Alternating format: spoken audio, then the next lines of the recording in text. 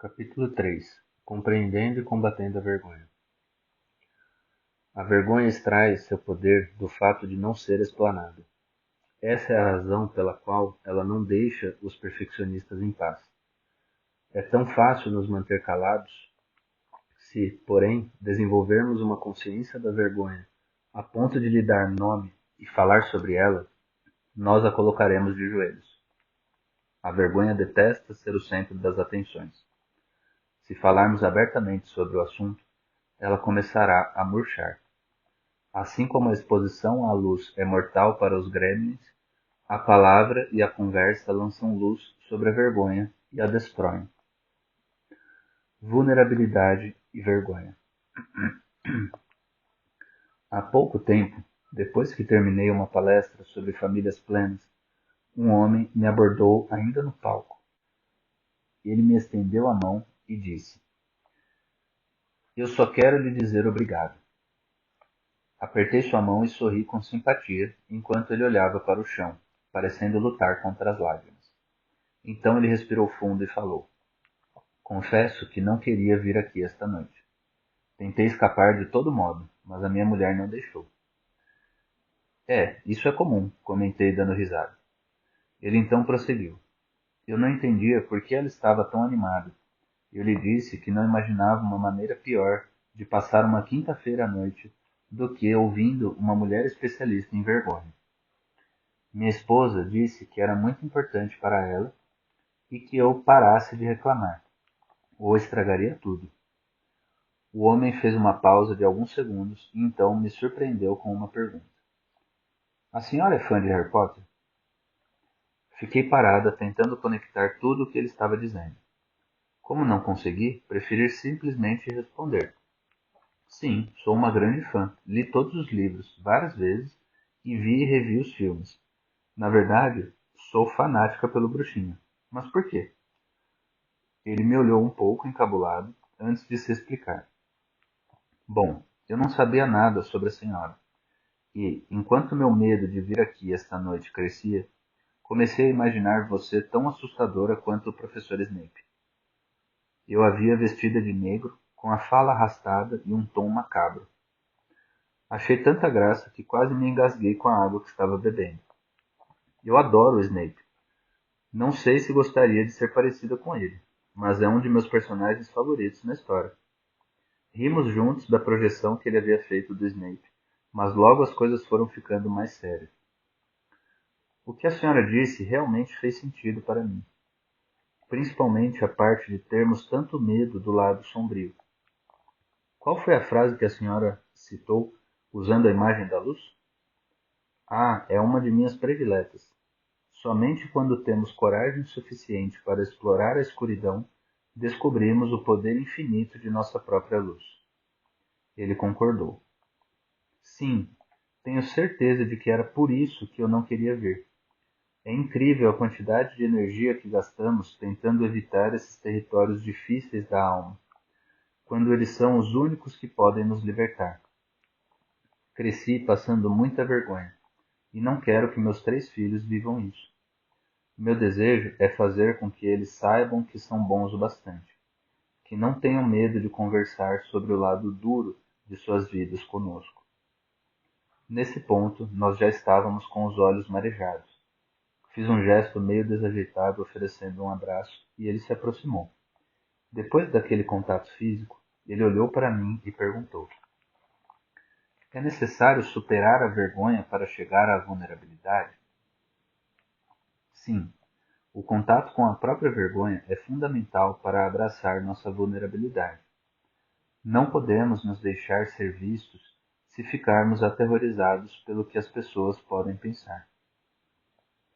Enquanto eu tropeçava tentando encontrar a melhor maneira para explicar de que forma a vergonha nos impede de ser vulneráveis e conectados com a vida, eu me lembrei de uma passagem muito querida de Harry Potter. Você lembra quando Harry ficou achando que era mau porque andava com raiva o tempo todo e tinha sentimentos perversos? Sim, é claro, respondeu ele animadamente. Na conversa com Sirius Black. É a lição de moral da história inteira. Exatamente. Sirius pediu a Harry que ele escutasse com muita atenção e falou: Você não é uma pessoa má. Você é uma pessoa muito boa a quem coisas ruins aconteceram. Além do mais, o mundo não está dividido entre pessoas boas e comensais da morte. Todos nós temos luz e trevas dentro de nós. O que importa é a maneira como escolhemos agir. Este é quem você realmente é. Isso mesmo, disse ele triunfante. Todos sentimos vergonha. Todos temos o bem e o mal, a escuridão e a luz dentro de nós. Mas, se não nos reconciliarmos com nossa vergonha, com nossos conflitos, começaremos a acreditar que há algo errado conosco, que nós somos maus, defeituosos e, pior ainda, começaremos a agir com base nessas crenças. Se quisermos ser pessoas plenas, estar inteiramente conectados com a vida, precisamos ficar vulneráveis. E para isso temos que aprender a lidar com a vergonha. A essa altura, a esposa já esperava por ele na escadinha do palco. Ele me agradeceu, deu-me outro rápido abraço e foi ao encontro dela. Quando já estava lá embaixo, voltou-se para mim e disse: Você pode não ser o Snape, mas é uma ótima professora de defesa contra as artes das trevas. Nunca me propus a ser uma pregadora ferrenha da vergonha, nem uma professora de defesa contra as artes das trevas. Mas depois de passar uma década inteira estudando o efeito devastador que a vergonha tem sobre a forma como vivemos, amamos, educamos os filhos e lideramos pessoas, eu me vi praticamente gritando a plenos pulmões. Sim, é difícil falar sobre a vergonha, mas essa conversa não tem a metade do perigo produzido pelo nosso silêncio. Todos nós sentimos vergonha, e todos temos medo de falar sobre ela. E quanto menos falamos, mais a vergonha aumenta. Precisamos estar vulneráveis se quisermos mais coragem, se quisermos viver com ousadia. Mas, como eu disse ao meu amigo fã de Harry Potter, como podemos deixar que nos vejam se a vergonha do que as pessoas podem pensar nos amedronta tanto? Digamos que você tenha desenvolvido um produto, escrito um artigo ou criado uma obra de arte, que deseja mostrar para um grupo de amigos. Compartilhar alguma coisa que se criou é uma parte vulnerável, mas essencial de uma vida comprometida e plena. É o símbolo de viver com ousadia. Mas, dependendo da maneira como a pessoa foi criada ou de como se relaciona com o mundo, ela, consciente ou inconscientemente, atrela sua autoestima à maneira como seu produto ou obra é recebida pelos outros. Em outras palavras, se gostam do que ela produz, a pessoa acha que tem valor. Se não gostam, ela não tem valor. Uma dessas duas coisas acontece nesse momento do processo. 1. Uma vez que você descobre que sua autoestima está ligada ao que você produz ou cria, é pouco provável que vá mostrar o que fez. E, se mostrar, antes irá retirar uma camada ou mais do melhor de sua criatividade ou inovação, a fim de tornar a receptividade menos arriscada. Há muita coisa em jogo para que você exponha o lado mais ousado de sua criação. 2.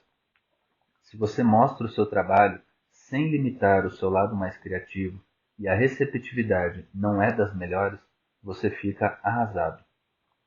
Se o que tem a oferecer não é bom, então você não é bom. As chances de querer um feedback, de insistir e de voltar para a mesa de criação são pequenas. Você se fecha. A vergonha lhe diz que você não é talentoso o bastante e que já deveria saber disso. Se estiver imaginando o que acontece quando você atrela sua autoestima à sua arte ou ao seu produto, e as pessoas gostam muito do que você faz, deixe-me responder a partir de minha experiência pessoal e profissional. Você está numa enrascada ainda maior.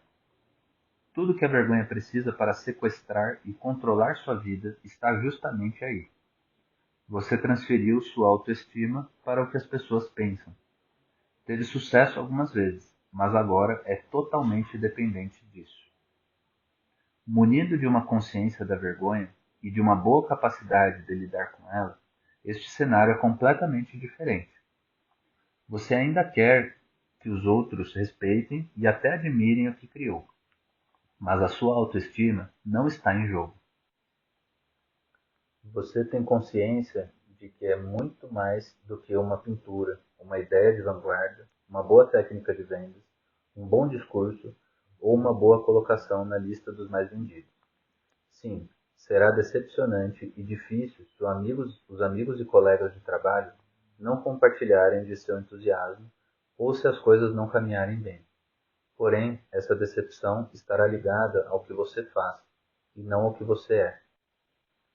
Independentemente do resultado, você já o usou grandemente, e isso sim está totalmente alinhado com o seu valor, com a pessoa que quer ser. Quando nossa autoestima não está em jogo, estamos muito mais dispostos a ser corajosos e a correr o risco de mostrar nossos dons e talentos. Minha pesquisa com famílias, escolas e empresas deixou claro que as sociedades que não são prisioneiras da vergonha geram pessoas muito mais abertas a pedir ajuda, aceitar ajuda e dar retorno. Essas sociedades também desenvolvem indivíduos comprometidos, ousados, que estão dispostos a tentar sempre de novo, até verem tudo dar certo. Muito mais aptos a se tornarem inovadores e criativos em suas atividades. A autovalorização nos inspira a ser vulneráveis, a compartilhar sem medo e a perseverar. Por outro lado, a vergonha nos mantém atrofiados, tímidos e medrosos. Nas sociedades com tendência à vergonha, em que pais, líderes e administradores, consciente ou inconscientemente, estimulam as pessoas a vincularem a sua autovalorização ao que elas produzem ou à posição que ocupam, observa-se muito mais isolamento, culpa, maledicência, estagnação, favoritismo e uma total escassez de criatividade e renovação. Peter Sheehan é escritor, conferencista e presidente da Change Labs, uma empresa de consultoria global que cria e executa projetos de mudança de comportamento de grande alcance para clientes como Apple e IBM. Peter e eu tivemos a chance de trabalhar juntos durante um período e percebi que seu ponto de vista sobre a vergonha é certeiro. Ele diz: o assassino secreto da inovação é a vergonha. Não conseguimos medi-la, mas ela está lá. Sempre que alguém não compartilha uma nova ideia e deixa de passar para seus gerentes algum feedback muito necessário ou que tem medo de se expor diante de um cliente, pode ter certeza de que a vergonha está por trás disso. Aquele medo profundo que todos temos de errar, de ser depreciados e de nos sentir menos do que o outro, é o que nos impede de assumir os riscos indispensáveis para fazer nossas empresas avançarem.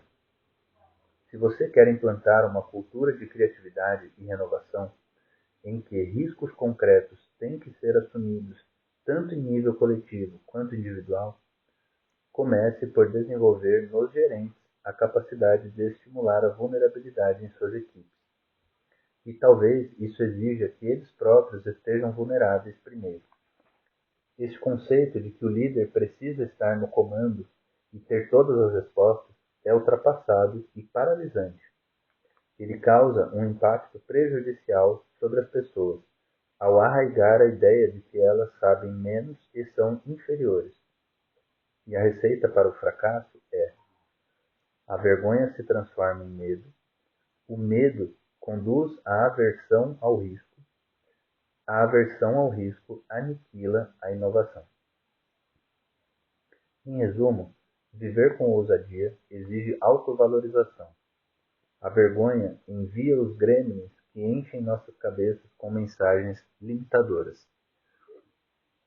O termo gremlin, como nós o conhecemos, vem do filme de comédia de horror de Steven Spielberg, Gremlins, na década de 80. Os gremlins são pequenas criaturas do mal que causam devastação por onde passam. Monstrinhos manipuladores que têm prazer no prejuízo dos outros. Em muitos ambientes culturais, inclusive no meu, o termo gremlin tornou-se sinônimo de mecanismo da vergonha. Por exemplo, recentemente eu estava tendo dificuldade para concluir um artigo. Liguei para uma amiga para falar de meus bloqueios e ela imediatamente me perguntou: o que os gremlins estão dizendo? Essa é uma maneira muito eficaz de perguntar sobre as mensagens secretas de dúvida e autocrítica que alimentamos na mente. Minha resposta para ela foi: um deles anda dizendo que meu texto é chato e que ninguém se interessa por esse assunto. Outro está sussurrando que serei muito criticada e que mereço isso. E o maior de todos não para de me importunar, dizendo: escritores de verdade não precisam se esforçar tanto assim. Escritores de verdade não redigem frases sem sentido. Entender nossos mecanismos da vergonha, ou a fala crítica dos gremlins, é fundamental para vencê-lo. Isso porque nem sempre podemos culpar outra pessoa. Algumas vezes a vergonha é resultado de ficarmos repetindo as velhas frases limitadoras que ouvíamos quando éramos crianças, ou que simplesmente absorvemos da cultura de medo que nos cerca. Meu amigo e colega, Robert Ridiker, costuma dizer: a vergonha sempre começa como uma experiência entre duas pessoas. Mas quando fiquei mais velho, aprendi a passar vergonha completamente sozinho. Às vezes, quando ousamos caminhar na arena da vida, o maior crítico que enfrentamos somos nós mesmos. A vergonha extrai seu poder do fato de não ser explanada. Essa é a razão pela qual ela não deixa os perfeccionistas em paz. É tão fácil nos manter calados. Se, porém, desenvolvermos uma consciência da vergonha a ponto de lhe dar nome e falar sobre ela, nós a colocaremos de joelhos. A vergonha detesta ser o centro das atenções. Se falarmos abertamente sobre o assunto, ela começará a murchar. Assim como a exposição à luz é mortal para os gremlins, a palavra e a conversa lançam luz sobre a vergonha e a destroem. Assim como Roosevelt disse em seu discurso, quando ousamos grandemente, nós cometemos erros e nos decepcionamos várias vezes. Haverá fracassos, equívocos e reprovações. Se quisermos ser capazes de avançar em meio a duras decepções, aos sentimentos de ingratidão e às tristezas, que são inevitáveis em uma vida plena e bem vivida, não poderemos achar que os reveses são provas de que somos indignos de amor, de aceitação e de alegria. Se fizermos isso, nunca nos mostraremos nem tentaremos de novo. A vergonha espreita nos becos escuros da arena, esperando até que saiamos derrotados e determinados a nunca mais correr risco. Ela dá uma gargalhada e diz: eu avisei que isso era um erro. Eu sabia que você não era bom o bastante. Saber lidar com a vergonha é ser capaz de dizer: isso dói, isso é decepcionante e talvez até devastador. Mas o sucesso, o reconhecimento externo e a aprovação dos outros não são os valores que me controlam. O meu valor é a coragem, e eu fui corajoso. Não me envergonho disso. Não podemos abraçar a vulnerabilidade se a vergonha estiver sufocando nossa valorização e nossa conexão com a vida. Sejamos corajosos. Vamos envolver nossos corações e mentes nessa experiência chamada vergonha para que possamos conquistar uma vida plena. O que é a vergonha e por que é tão difícil falar sobre ela? Costumo começar todas as palestras e todos os textos sobre vergonha com as 3 primeiras coisas que as pessoas precisam saber sobre o assunto. 1. Todos nós a sentimos. A vergonha é universal e constitui um dos sentimentos humanos mais primitivos. As pessoas que não experimentam esse sentimento são carentes de empatia e não sabem se relacionar. 2. Todos nós temos medo de falar sobre a vergonha. 3. Quanto menos nós falarmos sobre a vergonha, mais controle ela terá sobre nossas vidas. Há algumas maneiras bastante eficazes de refletir sobre a vergonha. Em primeiro lugar, pode-se dizer que se trata do medo da falta de conexão, de perder um vínculo com alguém. Somos psicológica, emocional, cognitiva e espiritualmente criados para o amor, para relacionamentos e para a aceitação. A conexão, o vínculo, é a razão de estarmos aqui e é o que dá significado e sentido à nossa vida.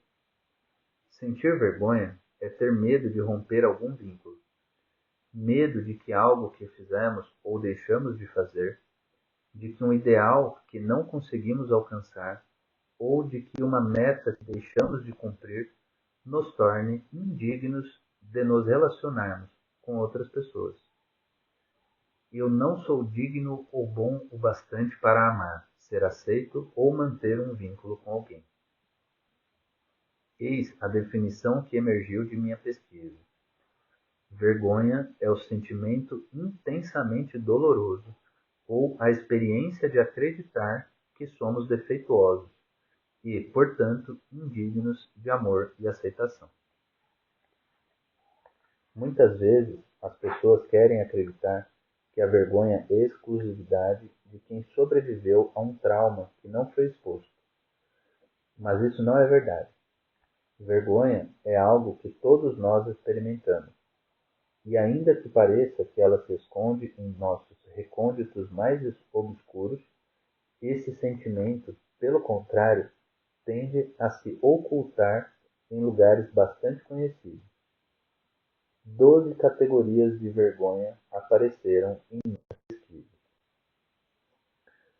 Aparência e imagem corporal, dinheiro e trabalho, maternidade e paternidade, família, criação de filhos, saúde mental e física, vícios, sexo, velhice, religião, traumas, estigmas ou rótulos. Aqui estão algumas respostas que obtivemos quando pedimos aos participantes que nos dessem um exemplo de vergonha. Vergonha é ser demitido e ter que contar para minha esposa grávida.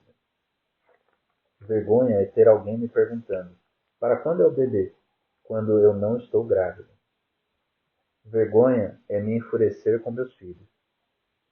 Vergonha é ir à falência. Vergonha é meu patrão me chamar de idiota na frente de um cliente. Vergonha é não ser convidado para uma sociedade. Vergonha é meu marido me trocar pela vizinha. Vergonha é minha mulher pedir o divórcio dizendo que quer ter filhos, mas eu não consigo.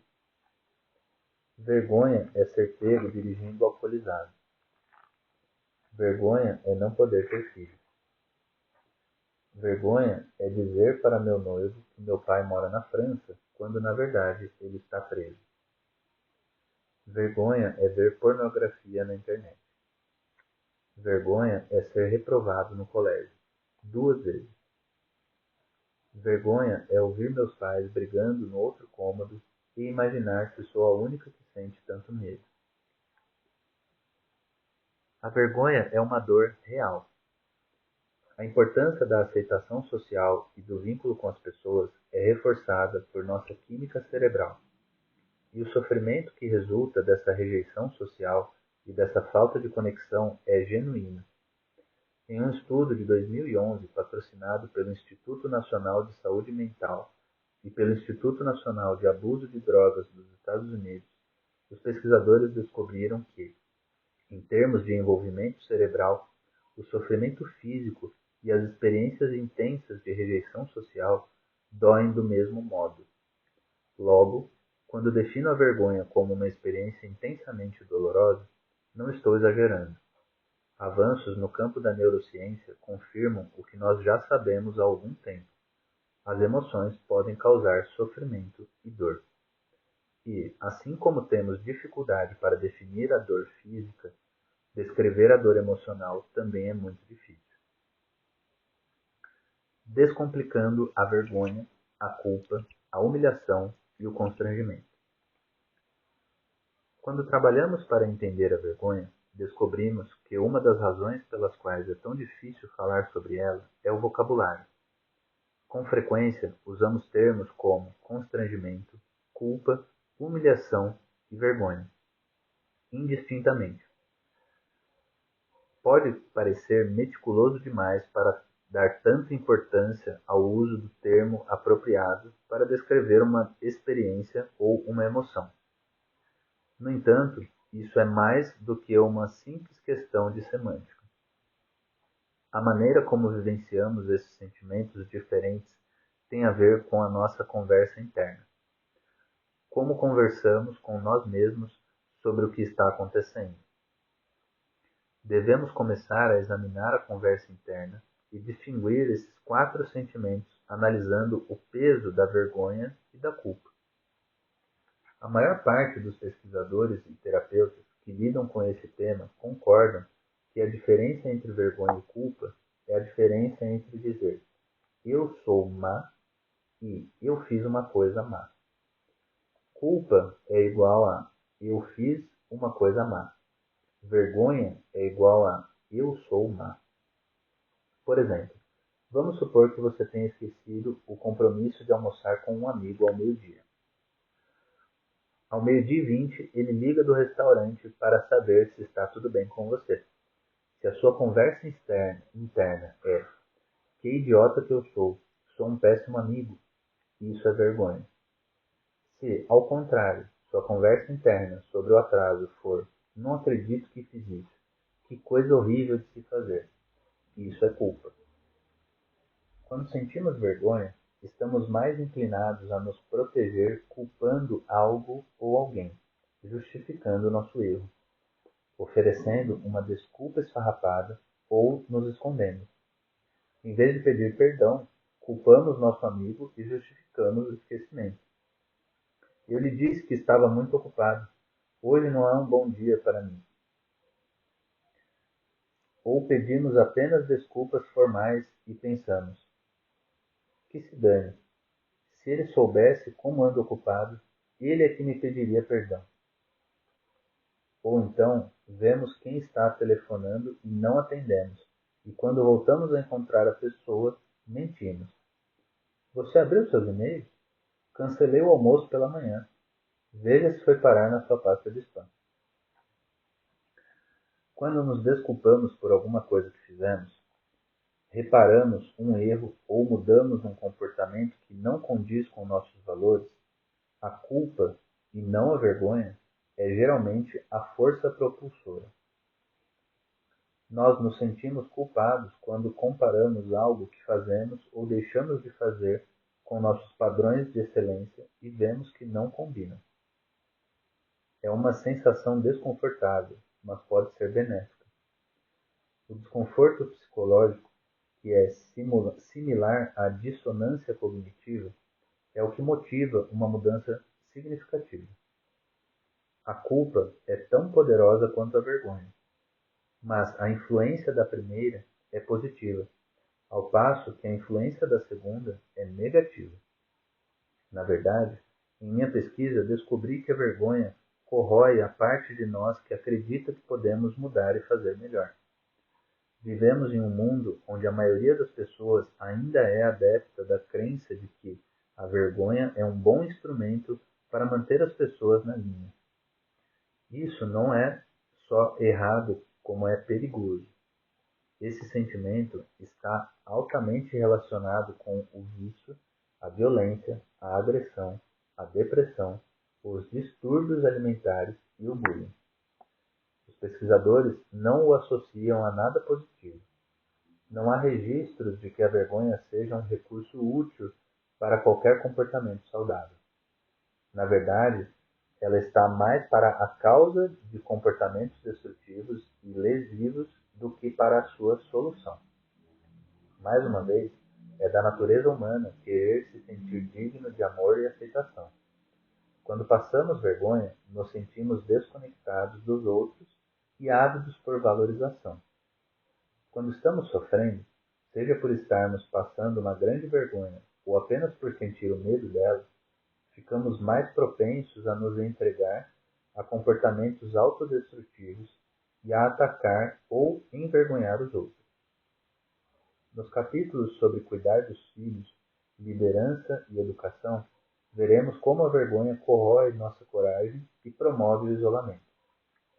E também o que podemos fazer para cultivar uma atitude de autovalorização, vulnerabilidade e enfrentamento.